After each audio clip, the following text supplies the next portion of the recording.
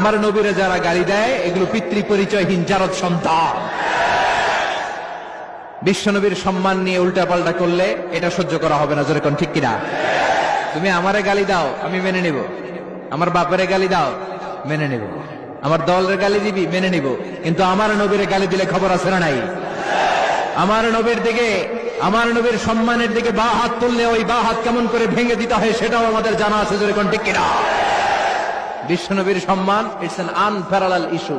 এই ইস্যুতে হেফাজত নাই, এই ইস্যুতে জামাত নাই, এই ইস্যুতে চরমনাই নাই, এই ইস্যুতে সরসিনা নাই, এই ইস্যুতে তাবলীগ নাই, আওয়ামী লীগ নাই, জামাত নাই।